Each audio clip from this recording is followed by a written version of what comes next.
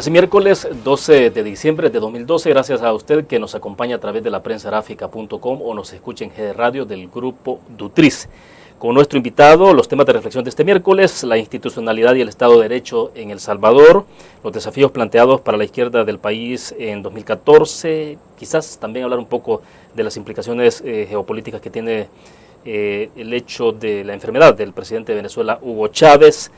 Son repercusiones continentales sin duda alguna. Esos son algunos de los temas que estaremos reflexionando, una especie de balance de fin de año, siendo que estamos a las puertas de concluir 2012. En fin, pues vamos a tener varios temas en el análisis o la reflexión.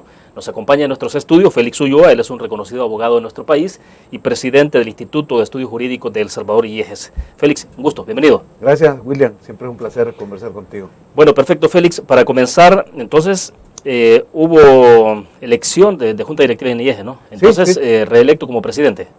Ya por tercera vez. Por tercera vez. Por tercera vez, lo cual es un honor. ¿Y es entonces para 3 años? Sí, hubo una reforma estatutaria y ahora pues el periodo de vigencia de la Junta Directiva va a ser por 3 años. Así que vamos a estar ahí asumiendo este reto. Un periodo así un poco complicado, 2 elecciones al hilo prácticamente durante esta presidencia. Las elecciones presidenciales de 2014 y luego las legislativas de 2015. Exacto, y un poco en perspectiva, ¿cuáles serían los principales desafíos para IEJES? Bueno, el instituto ha tenido, como tú sabes, una trayectoria importante, ha sido una voz importante en el tema jurídico institucional del país durante los periodos de la negociación, el cumplimiento de los acuerdos de paz. El instituto tuvo la capacidad de presentar una cantidad de propuestas para que se aplicaran los acuerdos de paz de una manera correcta. Se necesitaban 91 iniciativas de carácter legislativo, o sea, legal. Dentro de ellas la elaboración de 5 códigos, el código electoral, el código agrario, el código de medio ambiente, es decir, había que derogar leyes como la ley de la Policía Nacional, de la Guardia Nacional, toda una reformulación del marco jurídico institucional. El IEJES jugó un papel importante en ese sentido, con sus propuestas, incluso llegamos a proponer lo que era en esa oportunidad el registro electoral provisional, porque no teníamos un registro electoral depurado, íbamos a elecciones de la 94. Entonces, toda esa acumulación que tuvo el instituto en ese periodo, ahora esperamos que sirva como plataforma para un relanzamiento en esta nueva etapa. Estamos llegando al fin de un periodo, de una gestión importante, que es un parteaguas en el país, esta alternancia que se dio después de 20 años de gobiernos de un solo partido, alternar con un partido que en esos periodos era prácticamente clandestino, perseguido, y que ahora ganó las elecciones presidenciales en el 2009, marcó un punto de inflexión en la historia política contemporánea. Desafortunadamente hay más déficit que logros durante esta administración, y eso nos obliga a que repensemos cuál es este modelo de institucionalidad que estamos planteando. En el instituto tenemos claros 5 temas de agenda que deben de abordarse. Uno es un verdadero proceso de reforma constitucional. Es necesario ya la convocatoria a una asamblea constituyente que redefine el marco constitucional del país a partir de la nueva realidad. Tenemos una constitución que fue elaborada en los peores años de la guerra, en 1982-83, recogió ese momento de guerra civil, de contrainsurgencia, está plasmado en muchos de sus artículos.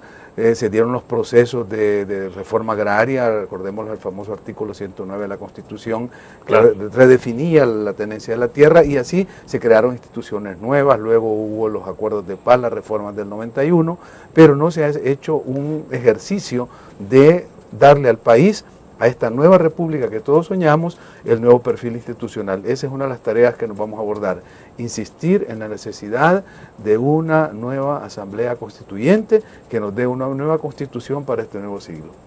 Estamos hablando de una constitución de más de 30 años, ¿no? Estamos hablando de una constitución que viene de una generación de la guerra y de la posguerra, que ha tenido ajustes, pero que no refleja las aspiraciones ni los desafíos del mundo moderno y contemporáneo, ni de las generaciones actuales, que son a las que debemos dotarlas de un nuevo escenario político, institucional, que les permita alcanzar sus aspiraciones de desarrollo en un mundo moderno. Cuando la Constitución se hizo no había correos electrónicos, no había internet, es decir, el mundo no estaba tan globalizado como lo está ahora.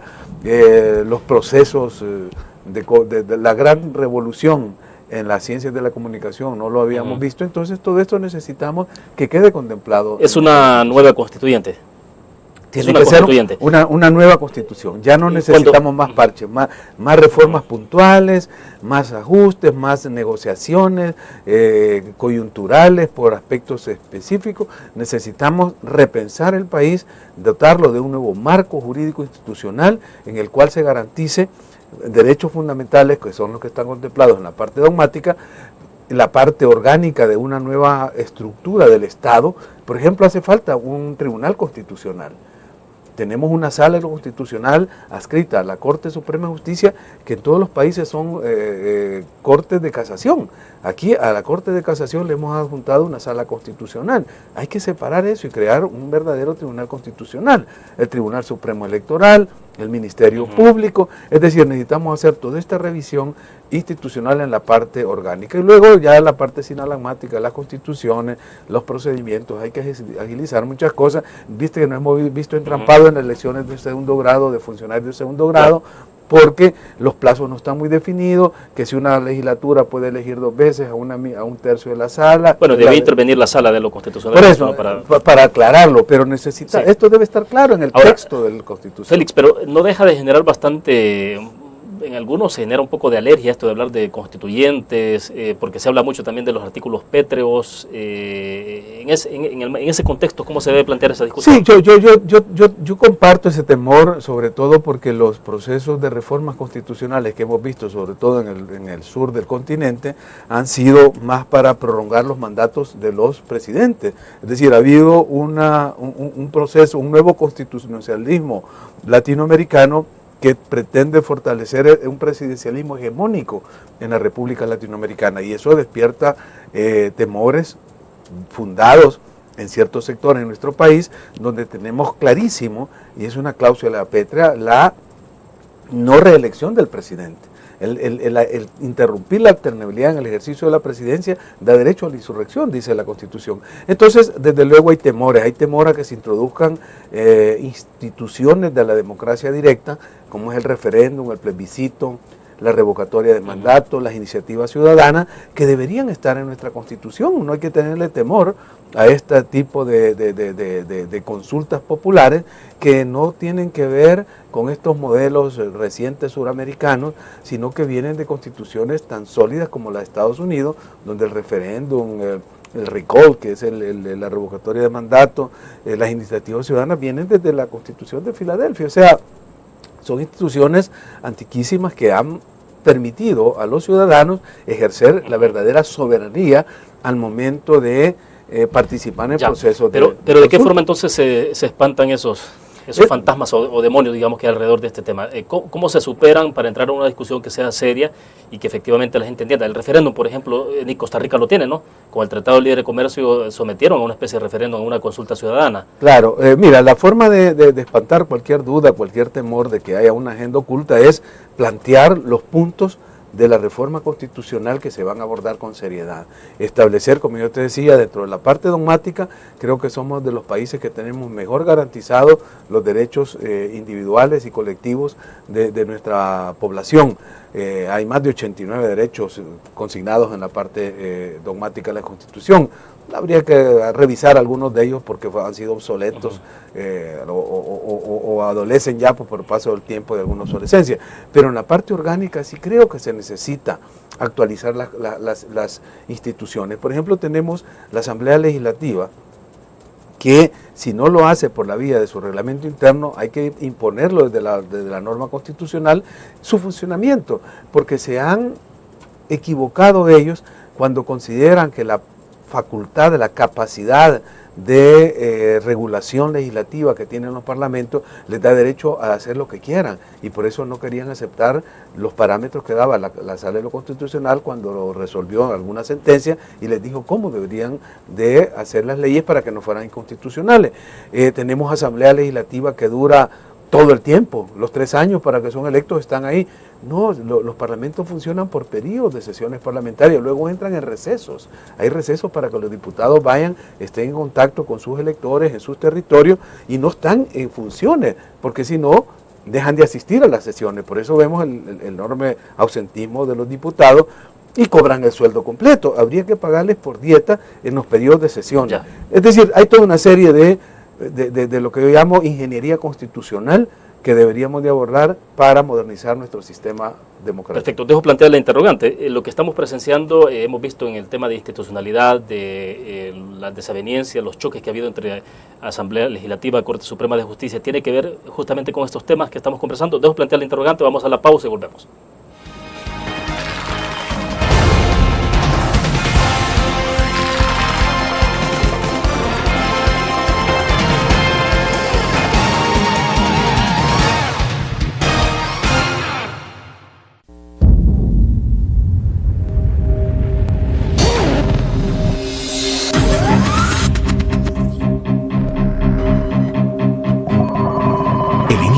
Estrategia financiera desde los negocios y la actividad económica hacia toda Centroamérica. El Economista Regional, una revista especializada donde encuentras el panorama empresarial y los principales movimientos financieros. El Economista, el modelo regional de información económica.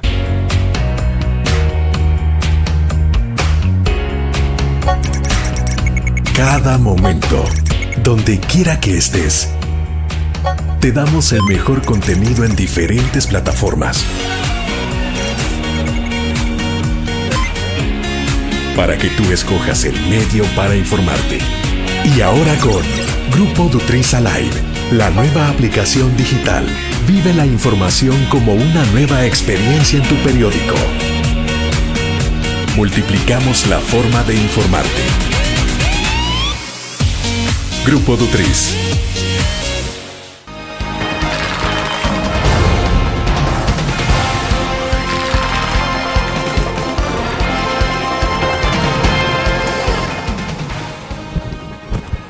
Está con nosotros en nuestros estudios desde la sala de redacción de la prensa gráfica Félix Ulloa, quien estos días pues ha sido reelecto como presidente del Instituto de Estudios Jurídicos de El Salvador, IEGES, por 3 años más.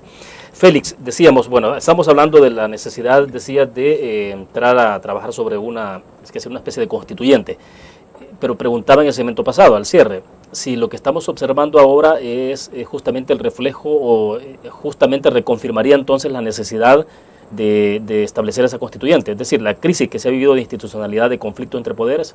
Exactamente, y las crisis son eso, las crisis son como los síntomas que tienen los organismos cuando tienen procesos infecciosos o de balances que tiene el cuerpo, entonces aparece la calentura, aparece la fiebre. Bueno, esto es lo que tuvo este cuerpo social salvadoreño, en esta crisis que se dio entre los dos órganos, el Ejecutivo y el Judicial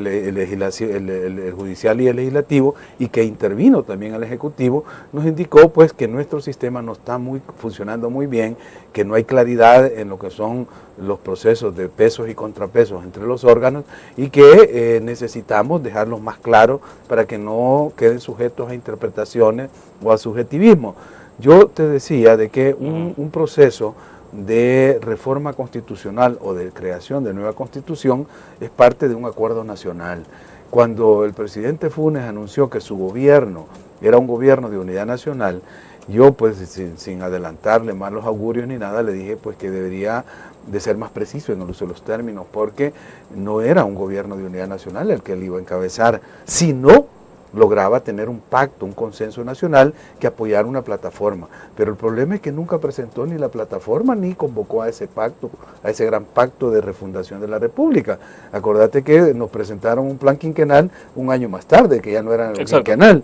Nunca convocó a este diálogo nacional sobre una agenda de país en la cual él planteara cuáles eran los puntos, tanto a nivel económico, político, social, cultural, en los cuales un gobierno de unidad nacional del cambio que él anunció iba no solo a ser impulsado por las fuerzas que lo llevaron a él al Ejecutivo, sino acompañado de los otros sectores que pudieran haber aceptado una convocatoria si el planteamiento tenía como horizonte el bienestar común del pueblo salvadoreño. Hay muchos temas en los cuales la oposición ha demostrado ahora que puede acompañar al Ejecutivo cuando los objetivos que se persiguen son en beneficio de la nación. Tenemos un gran déficit en este país en muchos temas, no solo en la parte económico, política, sino en los temas de medio ambiente, en temas culturales. Bueno, hay tanto desafío en la integración misma que no basta una sola fuerza política para echar a andar una agenda de ese tipo. La concertación, el concurso de todos los sectores, las fuerzas vivas del país se impone.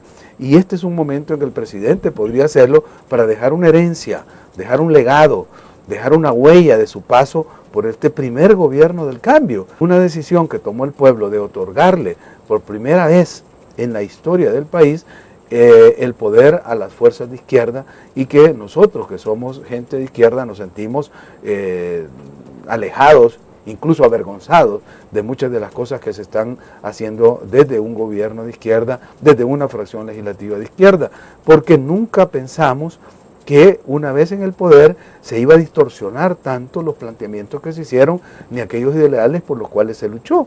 Entonces yo creo que todavía, aunque quedan menos de 400 días para que termine este gobierno, aún es tiempo de dejar planteada una propuesta de nueva constituyente, una agenda de nueva constitución que refleje en este marco institucional todos los anhelos, las aspiraciones que tiene nuestro pueblo para salir de esta etapa de violencia, de subdesarrollo, de atraso, de receso económico, de antivalores. Es decir, es una oportunidad de sentarse a reflexionar para dar un paso hacia adelante. Perfecto. Félix, a ver si entramos a hacer un análisis ya, digamos, al centavo, en detalles sobre lo que está pasando en el país.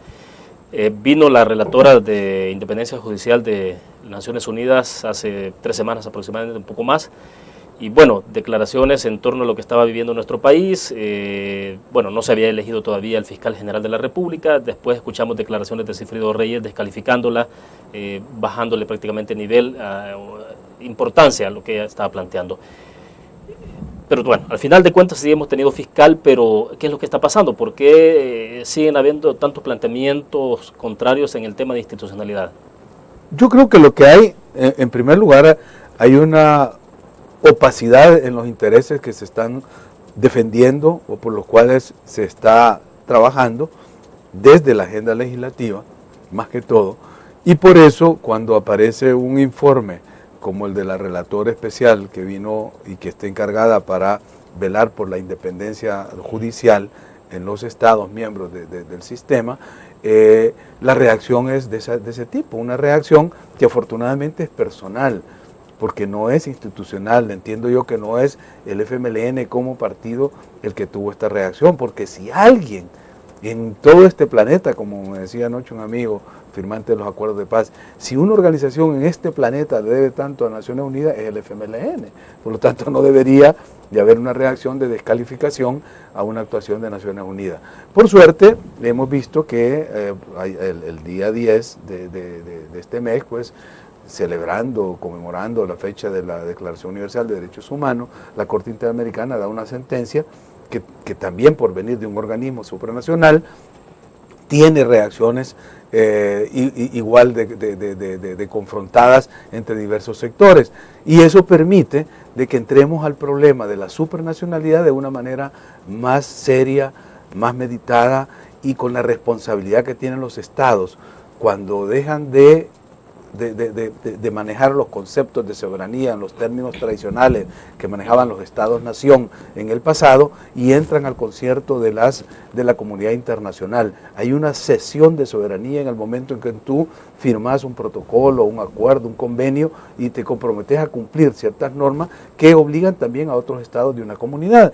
El caso del sistema de integración centroamericana del SICA, con el cual estamos obligados ante la Corte Centroamericana de Justicia y los demás órganos fundamentales del sistema, o el sistema de Naciones Unidas, o el sistema interamericano, que es el caso de la OEA. Entonces, este es otro tema de la Constitución, porque normalmente hemos apoyado en la soberanía plena, absoluta, que me decía un amigo, un ex embajador, me decía, es que la soberanía o el argumento de la soberanía es el último recurso de los dictadores. ¿Por qué? Porque se quieren refugiar en eso para no cumplir o no acatar compromisos que demanda la comunidad internacional, sobre todo cuando le señalan errores o fallas en su gestión. Entonces, este tema que tú señalas, yo creo que es otro de los temas que deben de abordarse en el nuevo proceso de constitución. ¿Cómo se va a manejar la soberanía? ¿Cuáles son los límites que tenemos? ¿Cuál es la cesión que vamos a hacer? Si ves el artículo 89 de nuestra constitución, hace una cesión de soberanía al momento de decir de que vamos a construir la patria grande o a reconstruir la patria grande, la patria centroamericana, y en ese sentido, si lográramos hacer la República de Centroamérica, pues ya El Salvador dejaría de ser un Estado nacional, pasaría a ser un Estado de una formación mucho más amplia si se hace vía como una federación de estados o como una federación de comunidades, etcétera. Félix, pero lo que estamos presenciando en El Salvador en este momento tiene que ver con una especie, algo así como algo viral en América Latina o en Centroamérica, pregunto, porque justamente la tensión que ha vivido Honduras el día de ayer. Anoche han tenido que apostarse policías y también elementos de la Fuerza Armada alrededor debo entender que de la Corte Suprema de Justicia, por el conflicto que hay entre Asamblea Legislativa y Corte Suprema, una especie de golpe de Estado técnico se está hablando en este momento. Sí, desafortunadamente, y por eso ahí la importancia de este informe de la relatora de Naciones Unidas, porque viene a sentar las bases no solo para El Salvador, sino como tú dices, para todo el sistema interamericano, porque el problema no solo lo hemos vivido en El Salvador, tú lo mencionas bien, está hoy en este momento en Honduras, pero hace 15 días, 3 semanas estaba en Costa Rica. En Costa Rica hubo una confrontación entre la Asamblea Legislativa y la Corte Suprema de Justicia porque destituyeron o no le ratificaron el nombramiento a uno de los magistrados más independientes y más connotados de la Sala Cuarta, que es la Sala Constitucional de Costa Rica. Tenemos un problema ahorita en Argentina. En Argentina está enfrentado el Ejecutivo con la Corte Suprema por un caso ahí de un medio de comunicación, del Clarín. Exacto. Tenemos el mismo caso ahorita en España. Hay un manifiesto de los jueces, más de 200 jueces han sacado un manifiesto acusando al gobierno del Partido Popular de Rajoy de estar afectando la independencia judicial y sobre todo pasando sobre los fallos judiciales por la vía del indulto, los perdones que está dando Rajoy a una serie de condenados por los jueces y que salen absueltos por sentencias, perdones que da el presidente. Entonces, la confrontación que se está dando en este momento entre los ejecutivos y los órganos judiciales o entre los órganos legislativos y los judiciales implica que hay que proteger la función judicial, la independencia de la función judicial, porque es garantía fundamental en el check and balance, en el sistema de pesos y contrapesos de un Estado de Derecho. Si permitimos que la independencia judicial sea anulada por vía del Ejecutivo, como estamos viendo en estos casos en España, en Argentina o en Honduras, o por la vía de los órganos judiciales, como fue el caso aquí de El Salvador con el 743 o el caso de Costa Rica, vamos a poner en grave riesgo no solo el concepto de la división clásica de poderes, sino el funcionamiento de un Estado democrático de derecho. Perfecto, vamos a una pausa comercial más, regresamos. Bueno.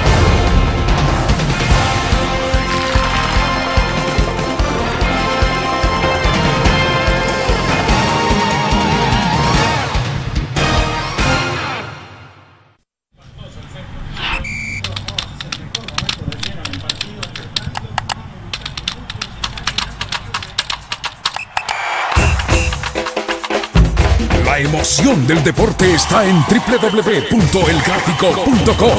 Ingresa al nuevo escenario deportivo y descubrí toda la pasión del deporte. Fotos, videos, fichas y resultados de las mejores ligas del mundo. Elgrafico.com. Conectados por deporte. Cada momento, donde quiera que estés, te damos el mejor contenido en diferentes plataformas para que tú escojas el medio para informarte. Y ahora con Grupo Dutris Alive, la nueva aplicación digital. Vive la información como una nueva experiencia. Multiplicamos la forma de informarte. Grupo Dutris.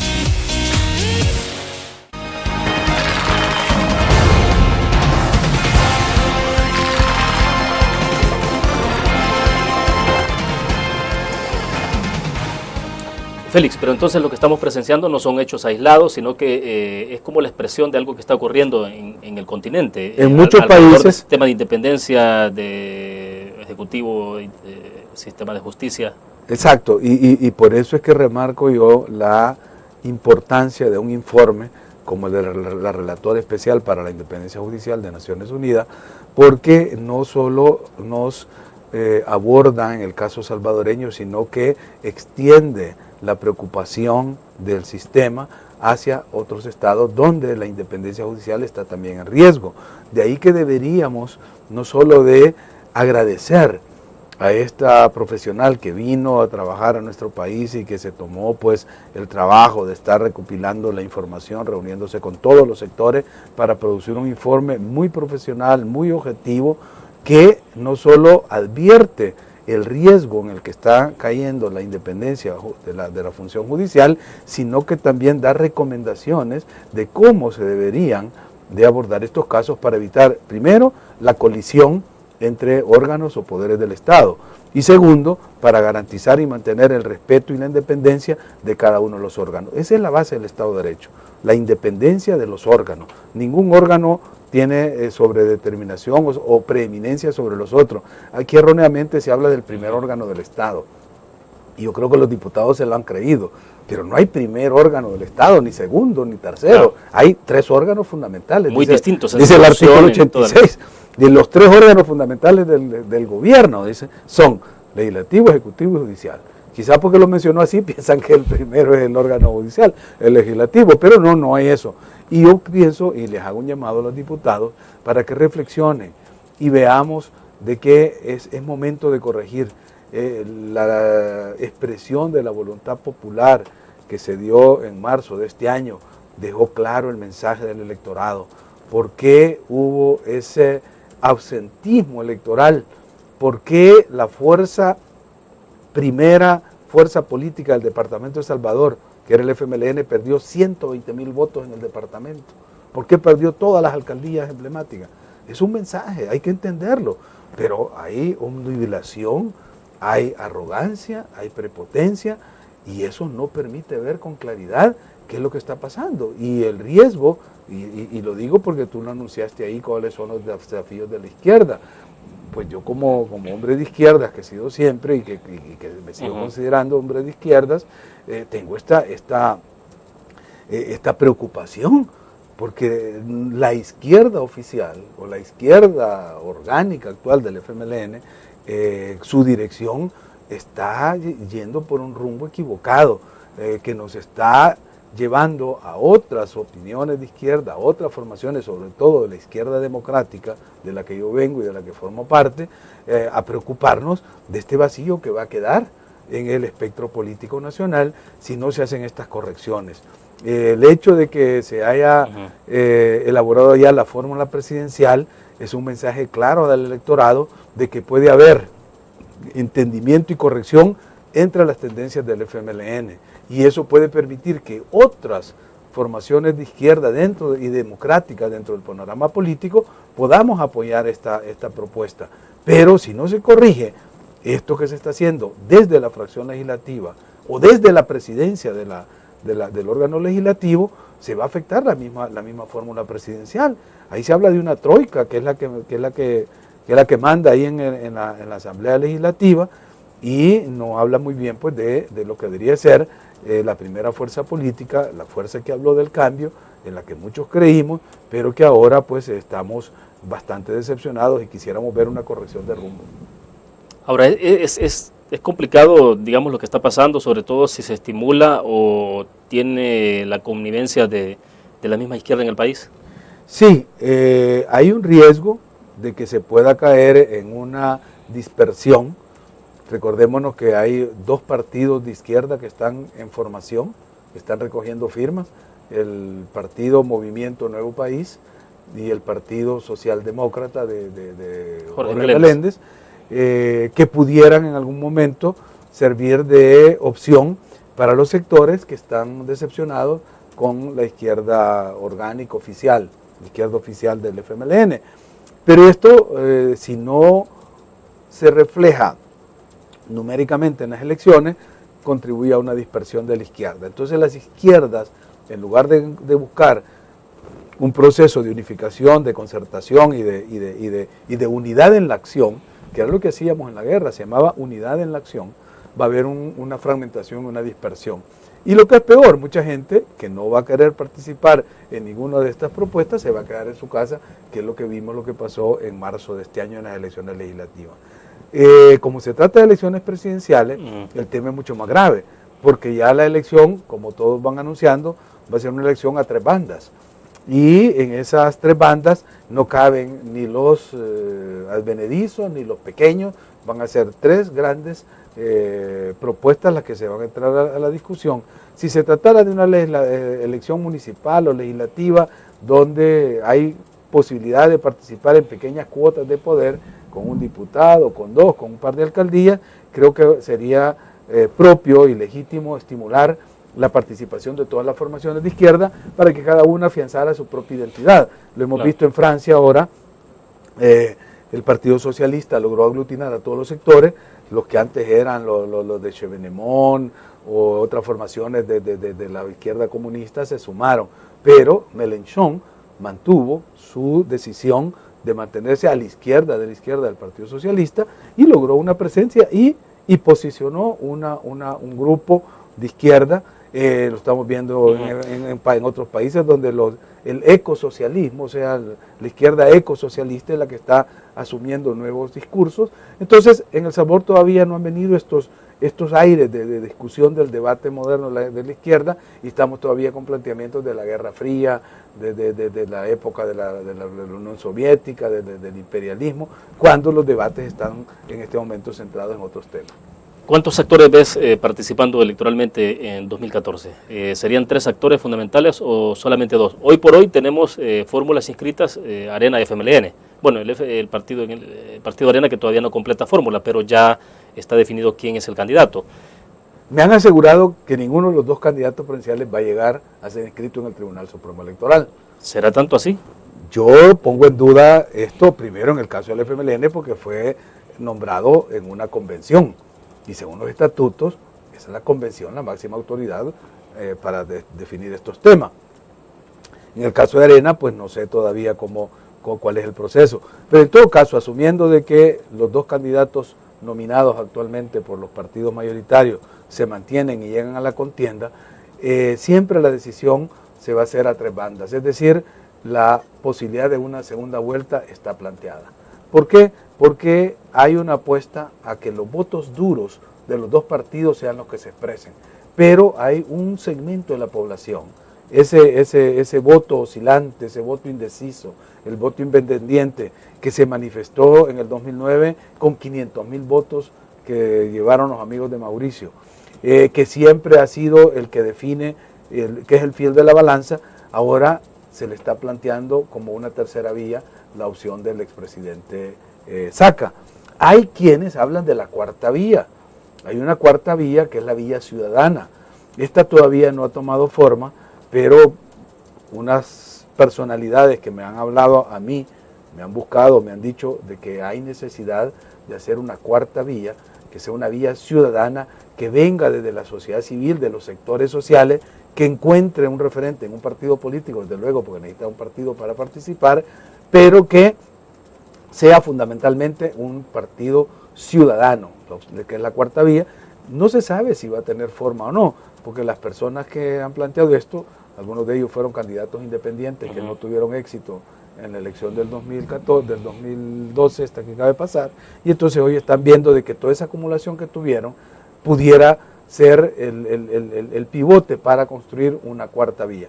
Todavía yo creo que es muy prematuro para hacer pronósticos definidos, pero la cosa no va a pasar de 4 candidatos importantes. Pero en todo caso, dejo plantear la interrogante, ¿qué tipo de país se heredará para 2014? Es decir, ¿qué país encontrará quien gane la presidencia en 2014? Vamos a la pausa.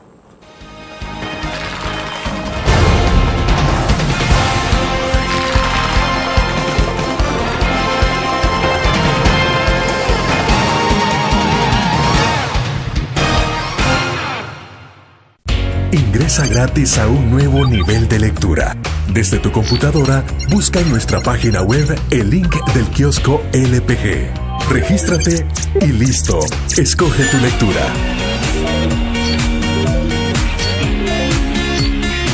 En tu tablet, iPhone o Android, ingresa a App Store o Google Play. Busca Kiosco LPG. Descarga la aplicación y disfruta de todas nuestras publicaciones digitales.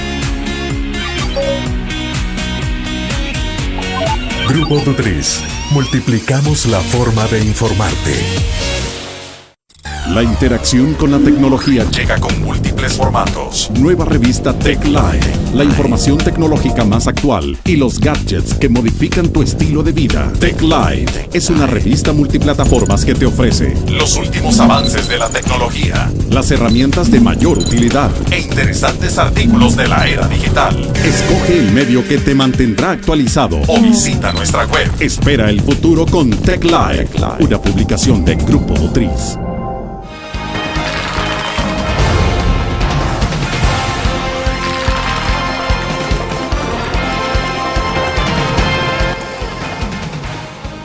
Félix, la interrogante planteada era ¿qué país se estaría heredando en todo caso después de 2014? Es decir, quien gane sea el Partido Arena, el FMLN, una tercera opción, una cuarta opción, ¿qué país va a encontrar? O sea, ¿qué es lo que se está heredando? Mira, se está heredando un país más pobre de lo que se encontró, un país más endeudado de lo que estaba cuando llegó esta administración, un país más polarizado. Digamos que esa es la parte de los números rojos que tiene esta administración. Posiblemente un país en vías de resolver un problema de violencia estructural de las pandillas, si se logra consolidar esto de los pactos entre pandillas, los municipios libres de violencia, etc. Posiblemente un país con mejores relaciones internacionales. Ha habido un buen trabajo de la Cancillería en mejorar relaciones. Tenemos relaciones con Cuba, fortalecido relaciones con Estados Unidos, con otros países. Posiblemente el balance nos va a arrojar números rojos, porque William Pleites Dixit, este país está al borde de la quiebra porque es un país que no pudo salir del consumismo. Según William, estamos entre los 7 países más consumistas del mundo. O sea, pues que todo el ingreso que viene, todo lo que gastamos y que lo podríamos de invertir como para apoyar el gasto público, para poder crear nuevas formas de producción, es decir, apoyar la producción agropecuaria, industrial, de todo tipo, se va en puro consumo. Entonces, siendo un país consumista, no teniendo la capacidad de producción y de generar fondos propios, nos estamos comiendo la reserva estratégica que son las reservas, la remesa. Y lo más lamentable es que el equipo técnico de la Secretaría Técnica, junto con los técnicos del Ministerio de Economía y del PNUD, están buscando la fórmula para medir la pobreza. Esto me recuerda a mí el Imperio Bizantino, cuando los turcos estaban atacando Constantinopla, y el emperador con los sabios y los obispos estaban discutiendo el sexo de los ángeles. Si los ángeles tenían sexo o no, y los turcos estaban a las puertas ya para tomarse Constantinopla. Aquí estamos al borde de caer en la quiebra total, y la Secretaría Técnica de Alex Segovia, sus técnicos están buscando la fórmula para medir la pobreza, porque la que presentó el Ministerio de Economía, que es la EHPM, ya no les parece, porque dice que solo recoge un pequeño grupo de productos. El EHPM, la encuesta de hogares y propósitos múltiples. Múltiples. Esto ya no, hay que buscar otra fórmula. Y dice, esto lo dice el Faro, pues lo leí en el Faro antier, que desde los albores del gobierno de Mauricio Funes, la Secretaría Técnica está buscando la fórmula para medir la pobreza, no para combatirla, para medirla. Y te digo, esto es estar discutiendo el sexo de los ángeles cuando estamos en una cuestión grave, el país endeudadísimo. Cada vez que necesitamos atender una demanda de cualquier tipo para atender problemas de urgencia, estos casos de salud, mucho, endeudarnos, ir a prestar. Hemos llegado al límite ya del endeudamiento, creo que andamos arriba del 54% del PIB, promedio, que es lo permitido. Entonces, ¿a dónde estamos? ¿Cuál fue la estrategia económica de este señor que se presentó como el gran gurú económico de Mauricio Funes? Un fracaso total, endeudarnos, dejarnos metidos el elefante blanco de de CEPA, del puerto de la Unión que no despega, y paremos de contar cuáles son los proyectos que tenemos, es decir, dónde está el gran proyecto estratégico para salir. Yo he discutido algunas fórmulas. ¿En qué radica digo, esta camándula de situaciones críticas? ¿En qué radica? O sea, ¿qué fue lo que pasó? O sea, ¿por qué este gobierno que ofreció mucha esperanza, mucho cambio, no está dando el resultado que se pudo esperar? Es decir, porque no tenía la gente capaz, simplemente, no tenía la gente capaz. Así de sencillo. Así, o sea, eran como cuando uno contrataba futbolistas que venían con grandes nombres y todo, y los ponías en la cancha y no le podían dar la pelota, paquetazos. O sea, nos metieron paquetazos con grandes currículum, academia y todo, pero a la hora de las horas no pudieron encontrar el camino para el desarrollo. Y es peor, para justificar su ineficiencia, lo que buscaron era confrontar. Entonces ese pleito del presidente con la empresa privada, ese constante ataque y ese clima de crispación que se crea, ¿cómo va a permitir la inversión, el desarrollo? Si en el informe de CEPAL que se dio en Chile somos el último país de la región, es decir, de América Latina. Estamos abajo de Nicaragua, de Honduras, de Haití quizás, porque si es el último de América Latina es que estamos abajo de todos estos países pobres, de paupérrimo. El Salvador está ahí abajo. Cualquier índice que uno busque, ¿quién atrajo más inversión en Centroamérica? Nicaragua, no fue El Salvador. El Salvador es el que menos ha atraído. Pero ¿cómo se piensa atraer inversión si no hay un clima de seguridad jurídica? Un inversionista no va a venir a invertir en un país donde un diputado se le va a ocurrir cambiar una ley, modificar las reglas del juego, o un presidente que se va a pelear con el sector privado va a estar cambiándole las reglas del juego. Entonces no hay certeza, hay debilidad institucional, hay confrontación entre el gobierno y el sector productivo del país. Entonces todo esto son errores que se han cometido durante estos 4 años, que van ya casi los 4 años, y que no se corrigió. Félix, pero el FMLN no se dará cuenta de esto. Digo, es decir, quien está gobernando es el presidente Mauricio Funes, pues allí una especie de alianza que a estas alturas creo que hay una relación bastante traumática entre el presidente Funes y el mismo del FMLN, o viceversa, como le quiera ver.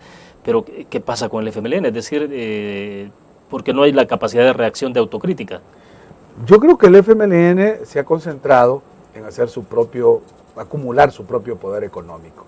Y por eso ellos, centrados en todos los proyectos ALBA, han dejado que el gobierno se desgaste. Y como desde el principio el presidente no les permitió entrada en el gabinete económico, entonces para el FMLN es como decir, nosotros no tenemos nada que ver.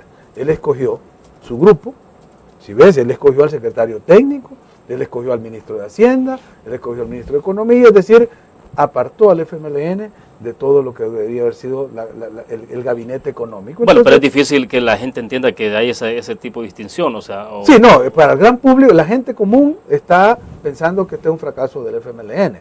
La gente más informada sabe de que esta es una responsabilidad directa del presidente. El Frente no se preocupa en hacer estas aclaraciones porque tiene un techo de vidrio en el manejo del proyecto ALBA.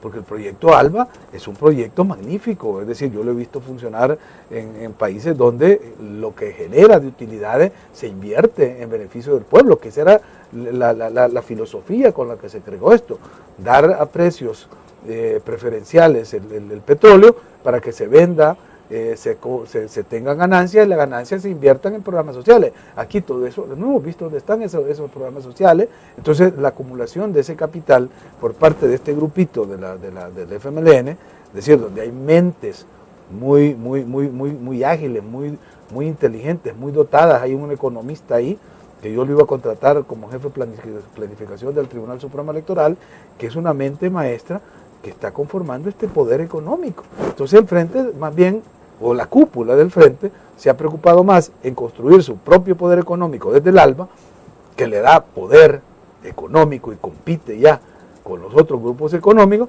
que estar peleando con el presidente para que haga que la economía salga a flote o para que corrija el rumbo económico que los tecnócratas de la Secretaría Técnica lo han llevado por este rumbo equivocado. Bueno, vamos a una pausa. Cuando regresemos y en medio de todo esto, ya que entramos a hablar un poco del FMLN, el tema de ALBA Petróleo, Salva Alimentos y demás, ¿qué puede pasar en el continente? Porque esto va más allá, debo entender, con lo que está sucediendo con la salud del presidente Hugo Chávez de Venezuela. Vamos a la pausa.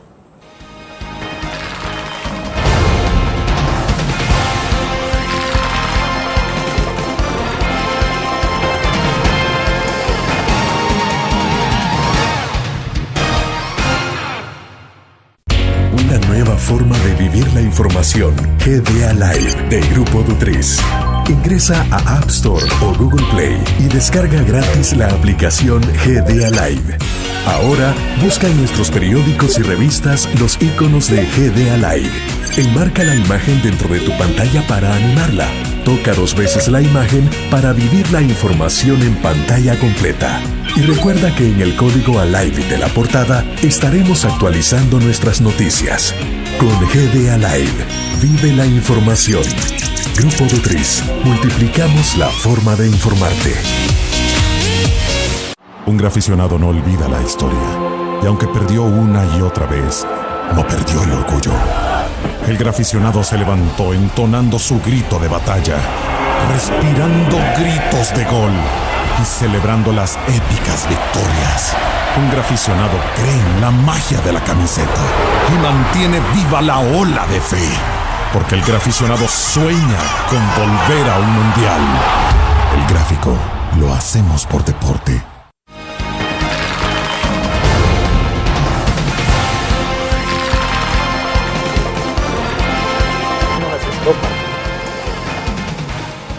Bien, Félix, ¿qué puede ocurrir como consecuencia, digamos, de la salud del presidente Hugo Chávez, la alta probabilidad de que también pueda morir en medio de este proceso, en una situación bastante lamentable, pero digamos que tendría algún impacto desde luego en Venezuela, en lo inmediato, pero también en términos geopolíticos?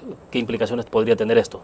Claro, la irrupción del presidente Chávez en el escenario político de la región fue marcándose de una forma progresiva y paulatina de generar cada vez mayor influencia.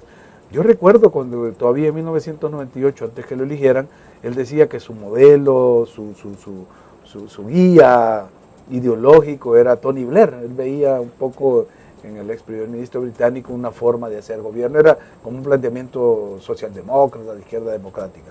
Luego fue evolucionando, fue siendo más radical en sus planteamientos.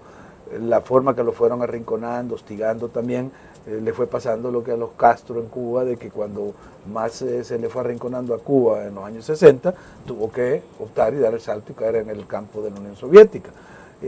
Chávez, un poco la presión que se le fue haciendo lo hizo irse radicalizando, y no tenemos ninguna duda en que su confrontación con la administración republicana de George Bush llegó a extremos, pues, de que se insultaron públicamente, ya cosas que salieron de cualquier protocolo, de cualquier decencia de mandatarios.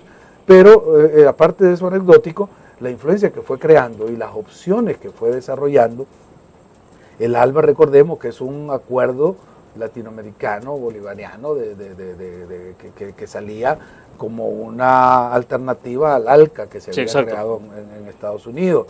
El Banco de América del Sur, Telesur en el campo de noticias. O sea, él fue queriendo crear un nuevo polo, ¿verdad?, para enfrentar a los Estados Unidos como potencia hegemónica, sustituir a Brasil, que nunca dio el salto como una potencia que podía haber conducido un proyecto hegemónico en el sur de América, y con todos los recursos que le daba el petróleo logró construir alianzas al dar financiamientos a gobiernos como en el caso de Bolivia, de Evo Morales, en el caso de Nicaragua, del general Ortega, de darle este financiamiento que lo maneja él como caja chica, no entra al presupuesto de la Son aproximadamente 500 millones, 500 millones anuales. Recibe, sí, claro.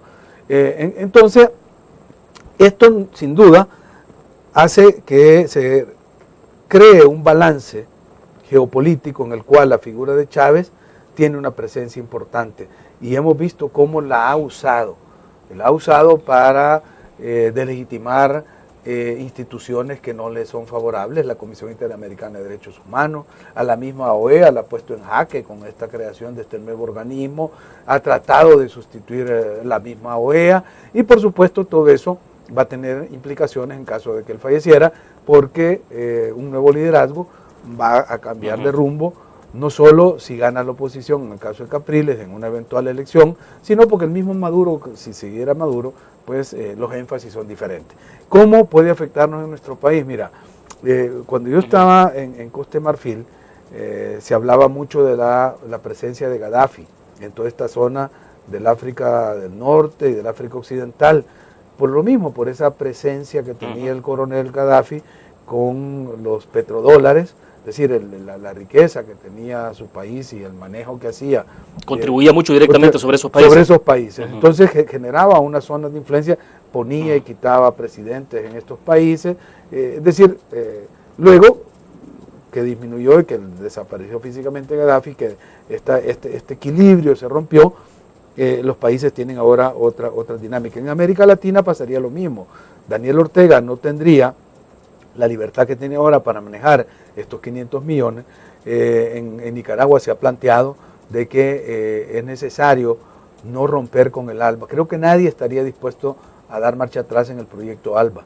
Lo que habría sería una revisión de los términos, no solo de la cooperación, que no se tiene que dar de individuos a individuos o de individuos a partidos, sino que tiene que ser de Estado a Estado, porque la ayuda es para los pueblos, y en este caso, en El Salvador, tendría que hacerse lo mismo, porque acordémonos que, como en El Salvador el gobierno no ha querido integrarse al ALBA, y no es por la vía del Estado central, sino que por la vía del Estado descentralizado de los municipios, que Exacto. se creó una corporación de derecho privado, entonces se maneja con ese criterio. Félix, pero bueno, si se cambian las reglas del juego por los nuevos actores que puedan llegar en Centroamérica, por ejemplo, por nuevos actores, si aquí ganara, por ejemplo, otra vez el Partido Arena,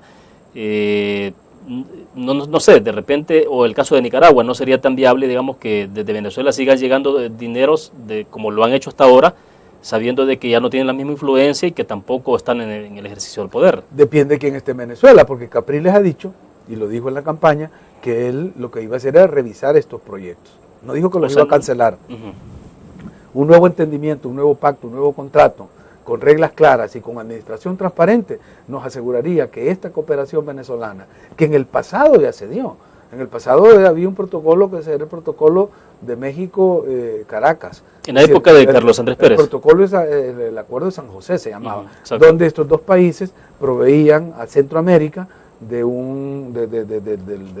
petróleo a términos en precios preferenciales para que estos países pudieran aprovechar eso y apuntalar el desarrollo de la subregión, porque a ningún país le gusta tener vecinos pobres, y México y Venezuela, que tenían el recurso petrolero, no querían pues que en medio estuviera esta zona que los afecta al final. Entonces apostarle al desarrollo de Centroamérica era parte de la agenda del protocolo de San José. Ahora Venezuela logró, con mayor hegemonismo, con una agenda política, geopolítica de Chávez, usar el petróleo como una herramienta para efectos políticos, y así logró de que ganara Ortega las elecciones en Nicaragua y que se mantenga ahora, sí, con esa cantidad de dinero que no tiene ningún control del Estado. Ahora, lo que sí es seguro entonces es que lo que tendremos a futuro es un replanteamiento en esas relaciones, de esos programas sociales. Definitivamente tendrá que haber una revisión, y el Estado, yo creo, y esto es un llamado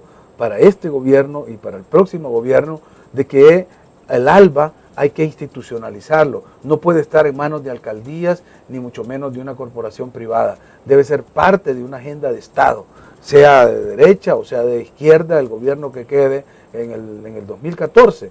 El proyecto de ALBA debe continuar de una forma transparente y dándole cumplimiento a la filosofía con la cual ha sido creado.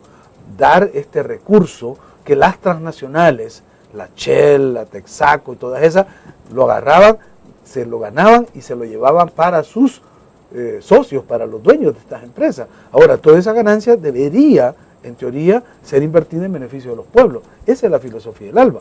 ¿Que se hace o no se hace? Ese es el punto que nos queda como interrogante, porque no hay transparencia en la información. No tenemos los informes de lo que se hace, cuánto se paga la factura a Venezuela, cuánto queda en el país, cuánto se invierte. No nos han informado de eso. Entonces, esas dudas son las que hay que aclarar. Pero de legitimar el ALBA no es la línea correcta. Al contrario, hay que institucionalizarla, estatizarlo y plantearlo bajo nuevas reglas de transparencia y de probidad. Bueno, se nos fue el tiempo. Gracias, Félix, por tu participación. Muy gentil. A la orden, muy bien. Bueno, gracias a ustedes por su fiel sintonía. Terminamos de esta manera la entrevista en línea. Nos vemos mañana siempre a la misma hora.